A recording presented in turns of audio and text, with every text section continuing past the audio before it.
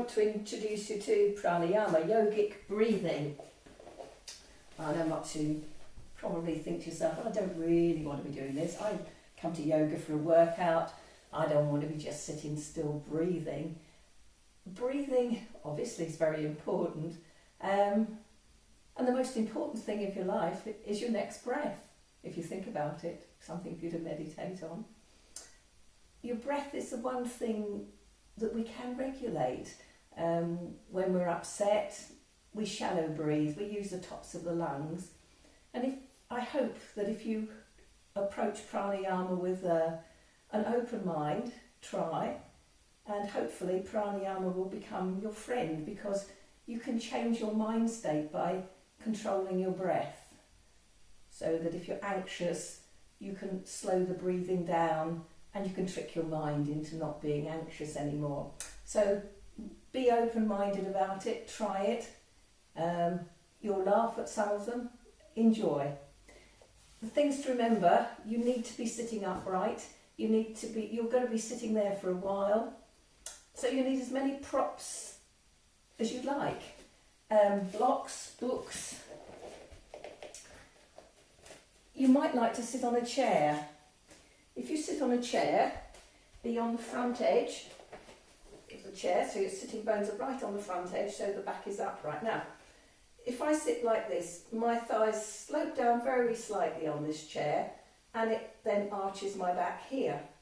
So what you need to do is to take a couple of blocks, bricks, books, and you need to bring the thighs up so they're absolutely parallel with your hips. And you can see the difference to the lower back then. And then the abdomen will relax, your diaphragm will relax. So you need to choose your best seat or your best seated posture. So you can sit cross-legged, but ensure that the diaphragm is open. You can sit in Virasana. I quite like to sit in Virasana when I do these. And you can sit on half a dozen blocks if you want to prop yourself up. That's very nice. It might be that your feet don't like that one, so you prefer to sit in cross-legged. If you sit cross-legged, I'm going to suggest you take yourself at least one block, a comfortable pillow, and then you can sit yourself cross-legged. So again, get your buttock flesh out of the way if you're going to sit cross-legged like this. And how do you have your legs?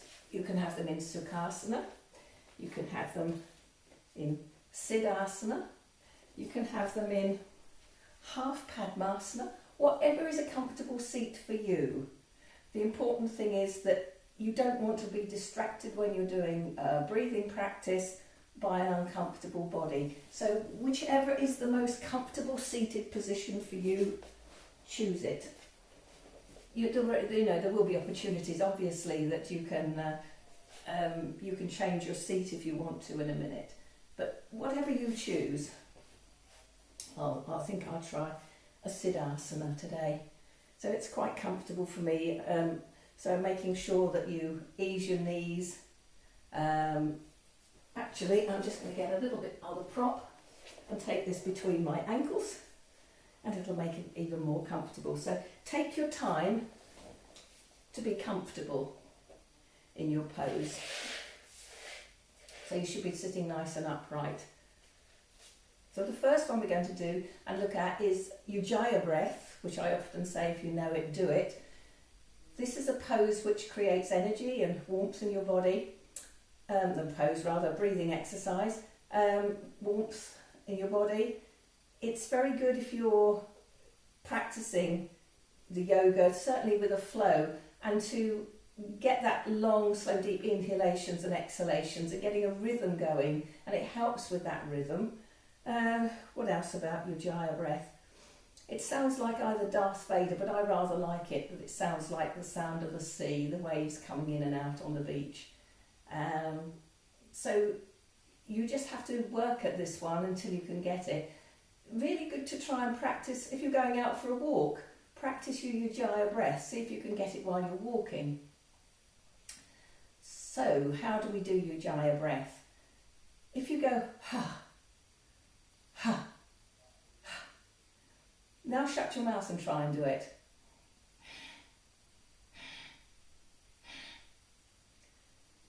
that's the out breath. How do we do the in breath?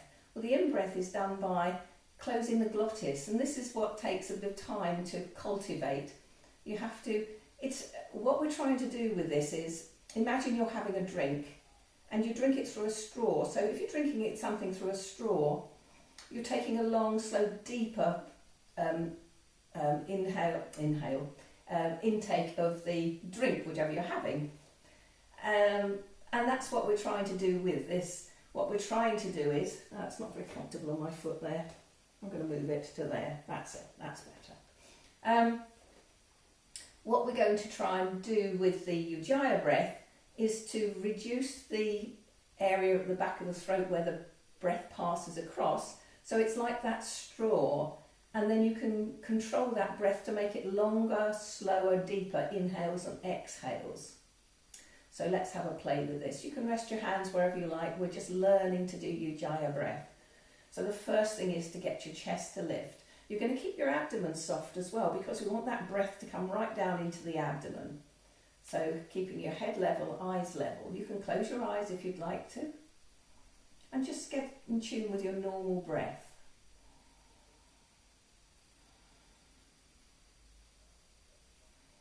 And then start to think to yourself, ha, on the out breath, but keeping your mouth shut.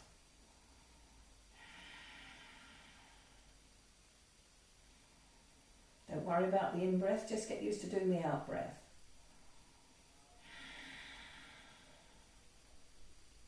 So you're drawing the belly softly back on that out breath.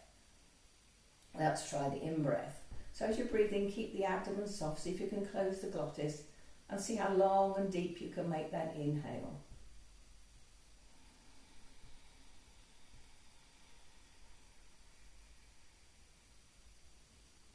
And then on the exhale. Go again.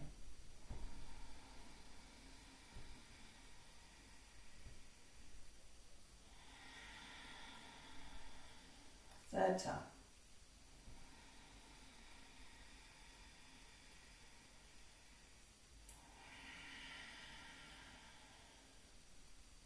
And then just return to normal breathing. Open your eyes if you shut them. So the first thing is you can hear your breath. So when we're doing the poses, you can hear, there's an indicator. If you're struggling with the pose, you will struggle with the breath. As you learn to do the poses and you're more proficient in them, you can then relax into them more, and that breath will become longer. So it's a really great breath to cultivate. It oxygenates you, gives you energy. So lots of good reasons to practice and try to do Ujjayi breathing.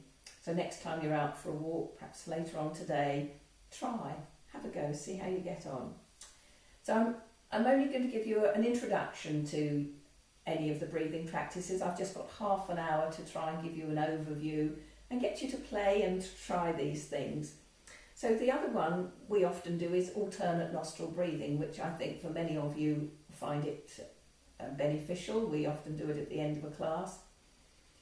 And just to give you a brief idea of why we do it, it's to balance energy. The yogis thousands of years ago felt that we are energy beings, and that energy is drawn in through our nose. They seem to think it goes either side of the spine and then straight up the centre line.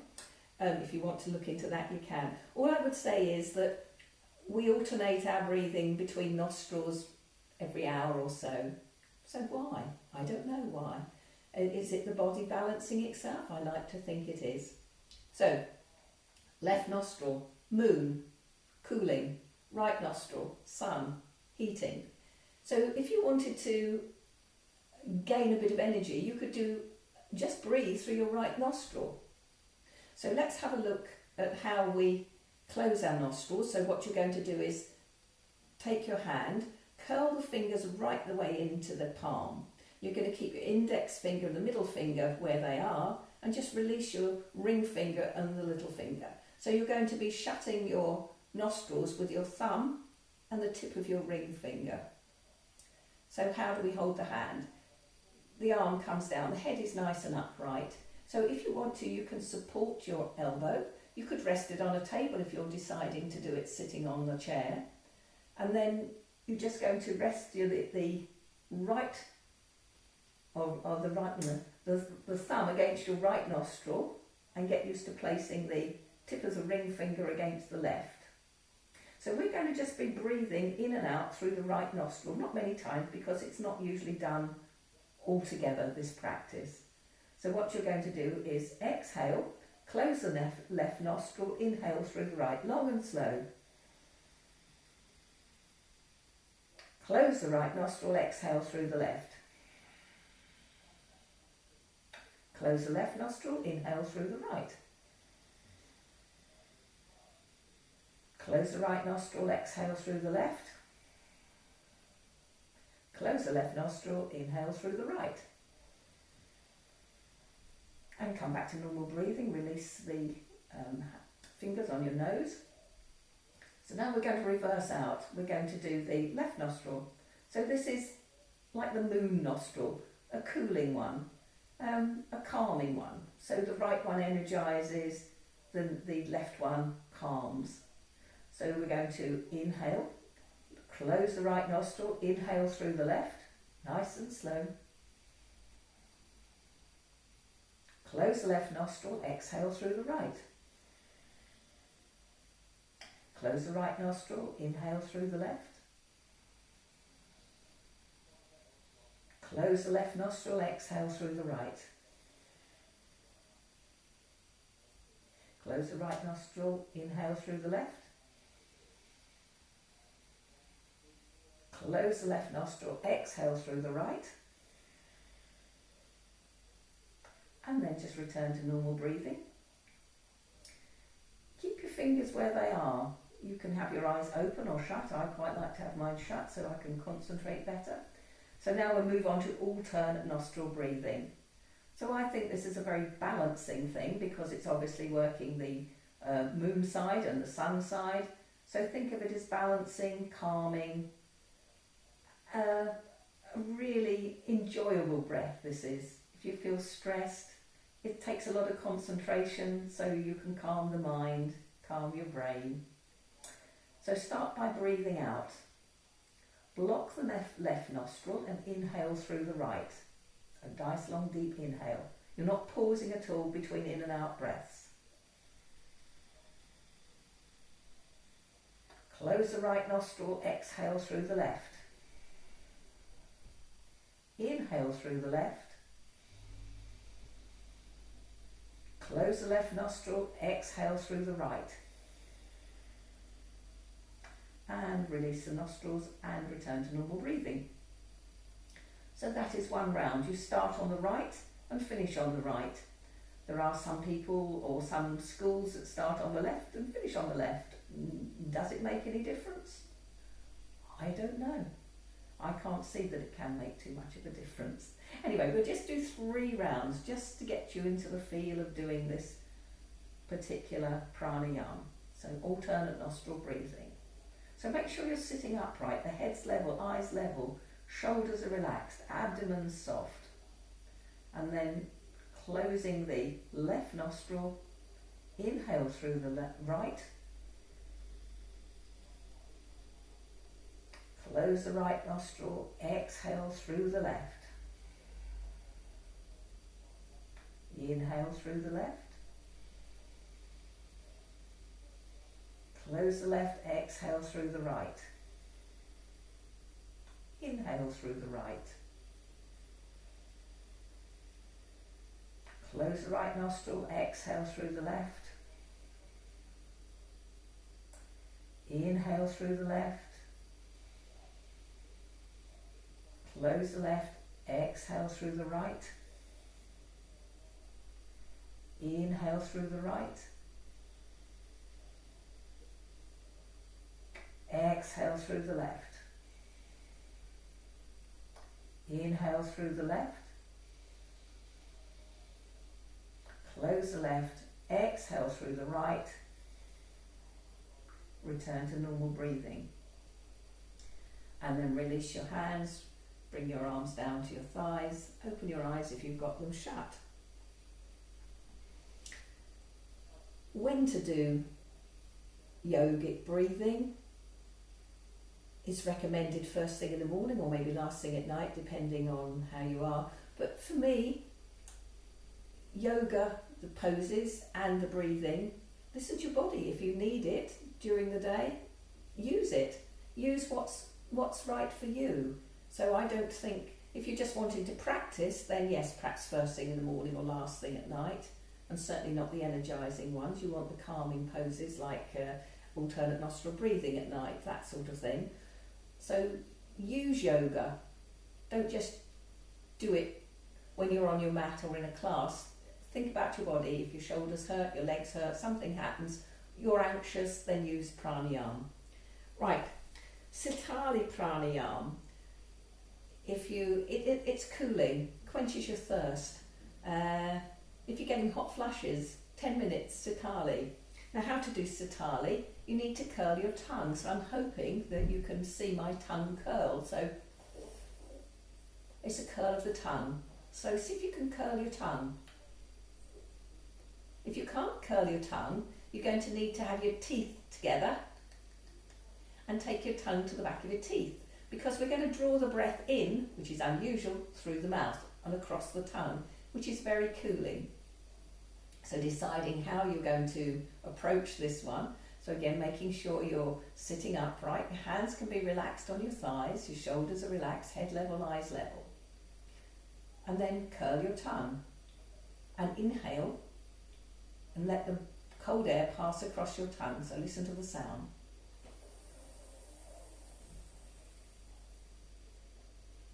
Then slowly withdraw the tongue, shut your mouth and exhale through your nose.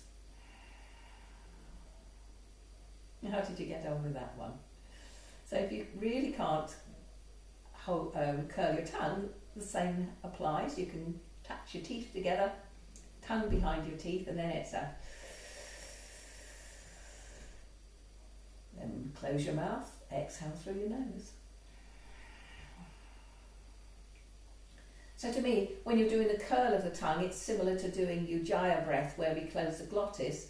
It's like sucking and sipping the air through a straw when you curl the tongue. So let's do it twice more, choosing whether you're going to bring your teeth together or curl the tongue. Let's go for it. Again, if you want to, you can close your eyes or keep them open, whichever you prefer. So curling the tongue and inhaling.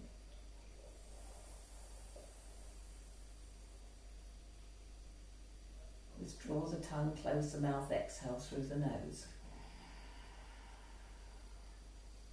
Curl the tongue once more.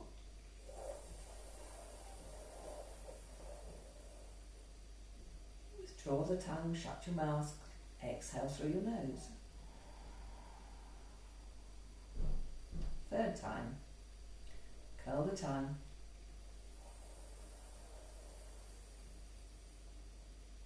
Withdraw the tongue, shut your mouth, exhale through your nose. And return to normal breathing. Open your eyes if you have them shut.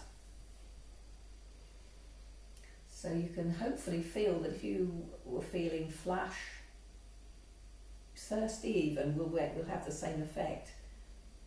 Try that for 5-10 minutes. See how you get on. So the next two are more energizing breaths, and the first one's called Bhastrika, bellows breath. And in this one, it's more a forcible, wrong word to use, not forcible. I don't want you to ever force pranayama. You shouldn't force any breathing. But it's much more, it's a stronger breath. And we're going to use these side ribs here like the opening and closing of a blacksmith's bellows. So if you'd like, you can take your hands onto your lower ribs, fingers pointing towards the centre.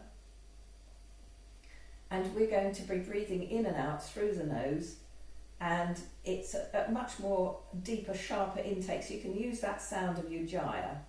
So ready to go. See how you get on. So a big inhale. As you inhale, I want you to try and open your lungs out to the side. So inhaling, exhale.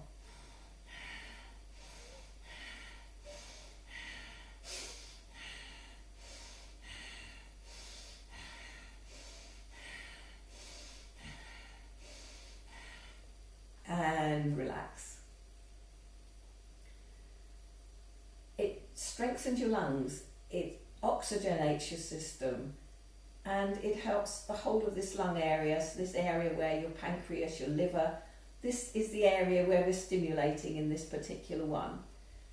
If you're doing it for the first times, that was reasonably fast, that one, so you can practice it much slower. Don't go too fast, just might feel dizzy because of the extra oxygen you're getting into your bloodstream. So try it again, we'll do it a bit slower this time. So ready to go. Inhale. Exhale. So inhale pulls those ribs out. Exhale, pull them back in. One more. Inhale. Pull them back in on the exhale. Return to normal breathing and release your hands onto your thighs. The next one's Kapalabhati. I've done it with you several times. It's where it's like having that punch in the abdomen. So we're concentrating on that out breath. So it's that push in the abdomen. So the benefits are obviously going to strengthen your diaphragm area and your abdominal area. If you translate the word Kapalabhati, it means shining skull. It clears your sinuses and your upper chest. So that's the benefits of Kapalabhati. Lots and lots of benefits. So you rest your hands on your thighs, nice and upright. So ready for the out breath. So it's that forcible out breath through your nose. If you really find, I would prefer you to do it through your nose, but if you really find this difficult to do, you can do it through your mouth, and it will be like blowing out a candle. But if you really want the shining skull bit and to clear your sinuses, it needs to be through your nose. So see what you can do today. Ready to go. So we're going to exhale forcibly through the nose. You don't have to worry about the in-breath with this one. So lots of people, they go, it's not like that at all. It's just think of the punch in the stomach with the exhale. Ready to go.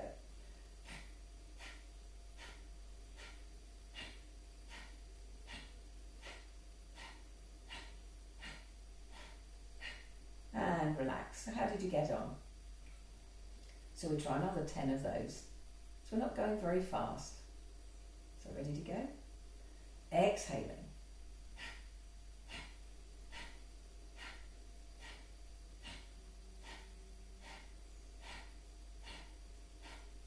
And relax.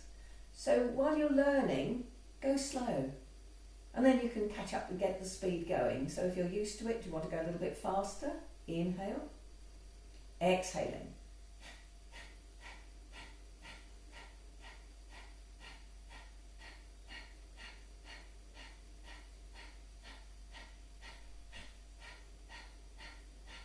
And relax.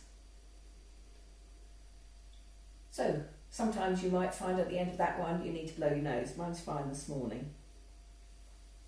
So just sit there for a moment, close your eyes. They're quite energising, whizzy breaths those, so you might feel a bit tingly. So you've oxygenated your body doing these breathing exercises. So just close your eyes, relax your arms, hands, fingers, face.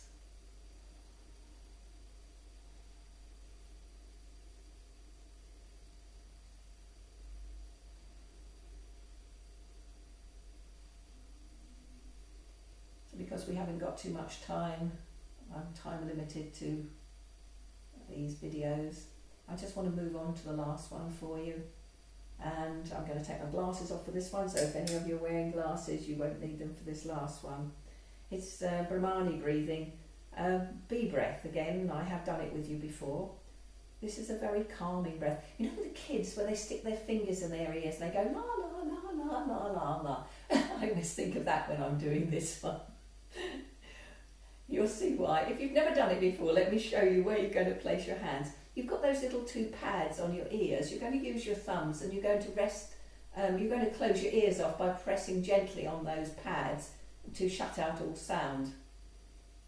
So don't do that yet, or otherwise you won't be able to hear what I'm going to say. Your hands rest across your eyes. So they're just sort of, they're not pressing on your eyeballs at all. It's just resting in front of your eyes to shut the light out. So that's the position of your hands. And what you're going to do then is hum. You can hum by just humming, going with your lips together. Or you can bring your lips together, you can have your teeth resting, your tongue rather, resting against your bottom teeth. And if you want to, you can say the word mentally to yourself, Om. So the Om part, the part of it becomes your hum. You can play with this one. You're going to feel lovely vibrations in your throat and your chest. We'll do it 3 times at your pace, because obviously with your thumbs stuck in your ears, you're not going to hear what I'm saying. So at the end of those 3, I'd like you to just keep your eyes shut and rest your hands on your thighs, palms down. So 3 Brahmamani B breaths. I'll start talking you into it with your hands, and then 3 breaths at your own pace. Think of the breaths being long and slow, so you get that nice, long, slow hum out. Right, let's go. Thumbs to touch those little pads on your ears. The fingers come over your eyes. Then you're going to press, or you'll close your hearing off with those thumbs and do 3 breaths. Where you go, your pace.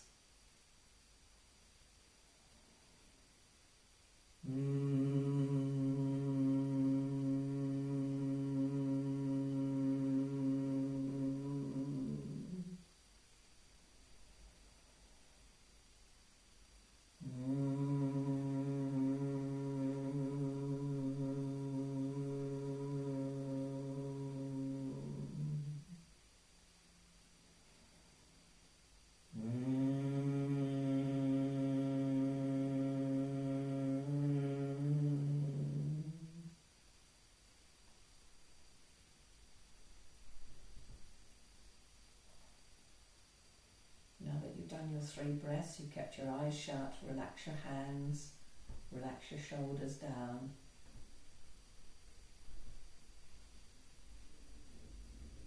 Now I'd like you to turn the gaze with your eyes shut, turn the gaze of your eyes up to look at a point between your eyebrows. So imagine you're looking at a dot between your eyebrows. And so you're looking to infinity.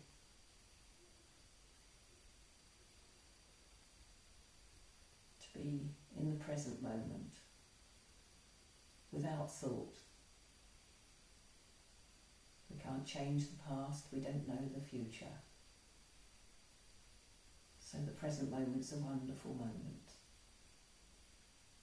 So focusing on that point. Empty your mind.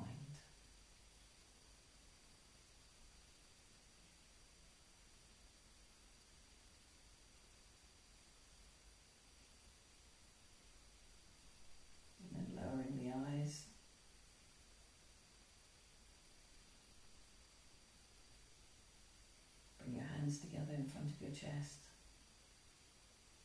Namaste.